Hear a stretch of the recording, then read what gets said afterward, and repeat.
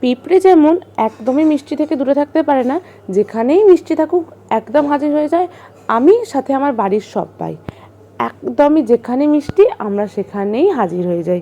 লাঞ্চে তো আমাদের প্রত্যেক দিনের চাটনি বা মিষ্টি দই থাকতেই হয়, আর এই গরমে আমের আচারটা করে রাখলে সারা বছর চলে যায়।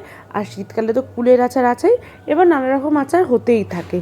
তো সেই জন্য আমি বানিয়ে নিয়েছি টক মিষ্টি আমের আচার, তোমাদের সঙ্গে সেটাই শেয়ার করছি।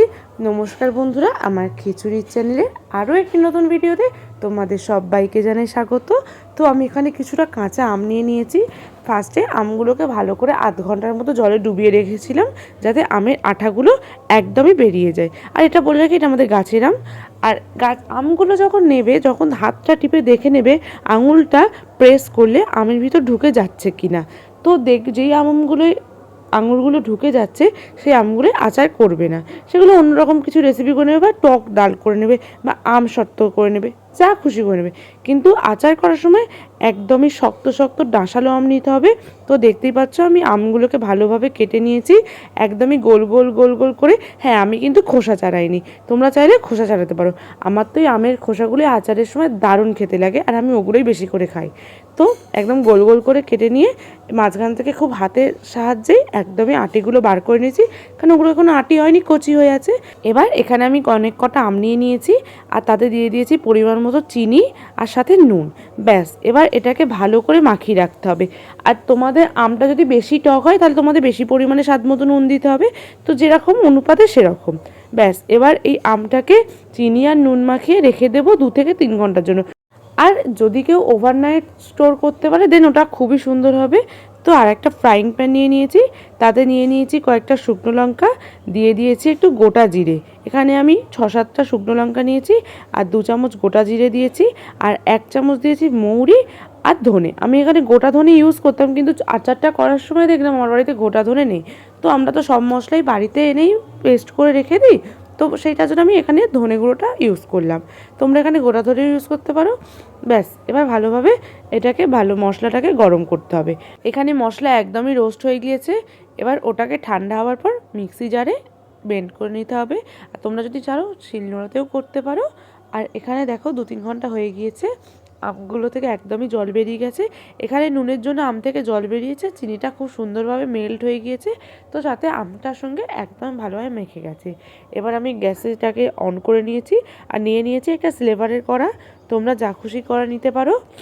এবার কড়াটা ভেজেছিল বলে একটু মুছে নিয়েছি, আর কড়াটা একদমই ভালোভাবে গরম হয়ে গেলে দিয়ে দেব ওই আমটার সাথে ওই আমের রসটাও, আর যেটুকু চিনি ওপর নিশ্চয় গলেনি সেটাও দিয়ে দিয়েছি। আর সাথে এবার গ্যাসের ফ্লেমটাকে হাইতে রেখে একটা খুন্তির সাহায্যে কন্টিনিউয়াসলি নাড়তে থাকবো, তো সব আমগুলো যাতে রসের মধ্যে ডুবে যায় সেটার জন্য করে। আর একদম গ্যাসের ফ্লেমটাকে হাইতে রেখে আমগুলোকে ফুটতে দেবো, যাতে আমগুলো খুব সুন্দরভাবে একদমই পারফেক্টভাবে সিদ্ধ হয়ে যায়। তো দেখতেই পাচ্ছ এখানে 75% সিদ্ধ হয়ে গিয়েছে। তখন আমি দিয়ে দেবো লেবুর রস, আর দিয়ে দেবো একটু মৌরি। লেবুর রসটা আমি এখানে দিয়েছি কারণ এটা অনেক দিনের জন্য স্টোর করার জন্য। এবার দিয়ে দেবো একটু কালো জিরে। তোমরা কিন্তু লেবুর রসের জায়গায় এখানে ভিনিগারে ইউজ করতে পারো। ব্যাস, আমগুলো একদমই সেদ্ধ হয়ে গিয়েছে, তখন দিয়ে দেবো ওই আমের ভাজা মশলাটা। দেখতেই পাচ্ছ এখানে আমি 3 চামচ আমের ভাজা মশলাটা দিয়েছি। আর হ্যাঁ, বলে রাখছি এটাই, তোমরা কিন্তু যদি চাও কালো জিরেটা অনেকে অপছন্দ করতে পারো, যেমন আমার দিদি একদমই কালো জিরে পছন্দ করে না, তো ওটা স্কিপ করতে পারো। আর সাথে দিয়ে দিয়েছি, গল্প করতে করতে বলতেই ভুলে গেলাম, একটু বিট লবণ। আগে থাকতে নুন তো মাখানোই আছে, তো নুন দিতে হবে না, একটু স্বাদের জন্য বিট লবণ ও সেন্টের জন্য। এই যে গরম থাকাকালীনই কড়ার সাইডেগুলো লেগে যাচ্ছে, খুন্তির সাহায্যে এগুলো তুলে নেবে। একবার যদি ঠান্ডা হয়ে যায় এগুলো তোলা কিন্তু পরে খুবই মুশকিল হবে। একদম গ্যাসের ফ্লেমটাকে হাইতে রেখে কন্টিনিউয়াসলি নাড়তে থাকবো যতক্ষণ না এই ঝোলটা একদমই জ্বলে যায়। আমি আবার ঠান্ডা আচার খেতে খুবই পছন্দ করি। আমি আচার খাওয়ার আগে 1-1.5 ঘন্টা ফ্রিজে ঢুকিয়ে দিই, সেটাকে খুব সুন্দরভাবে ঠান্ডা চিল আচার করে খাই। আমার বাড়িতে সব কিছু শেষ হয়ে যাক, কিন্তু মিষ্টি বা আচার যেন কোনো দিন না শেষ হয়, এটাই যেন আশীর্বাদ করো। আর এরকম আচার নিয়ে সব কিছু নিয়ে এক্সপেরিমেন্ট সারা জীবন করতে থাকি আর তোমাদের সঙ্গে শেয়ার করতে থাকি। তো আমার আচার এখানে একদমই রেডি হয়ে গিয়েছে, দেখতেই পাচ্ছ আম থেকে একদমই খোসাগুলো ছেড়ে গেছে। আর তোমরা যদি খোসা সমেত এইভাবে কেটে করো তাহলে তোমাদের আমগুলো গোটা গোটাই থাকবে। আমার কিন্তু নিজের খোসাটা খেতেই খুব ভালো লাগে, সেই জন্য আমি খোসা সমেতই করেছি। এবার যে যার পছন্দের ওপর ডিপেন্ড করছে। ব্যাস, এখানে একদমই আমার আচার রেডি হয়ে গিয়েছে। তো দেখতেই পাচ্ছ কত সুন্দর হয়ে গিয়েছে।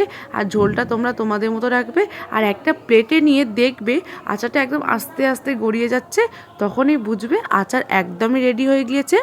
কেমন লাগলো ও কেমন হয়েছে বাড়িতে ট্রাই করে আমাকে অবশ্যই জানাবে। ভালো লাগলে লাইক কমেন্ট অ্যান্ড শেয়ার করবে। আমার চ্যানেলে নতুন হয়ে থাকলে অবশ্যই চ্যানেলটিকে সাবস্ক্রাইব করবে। আর যারা এখনও সাবস্ক্রাইব করোনি, কী করছো, তাড়াতাড়ি করো। আর সবাই ভালো থাকবে।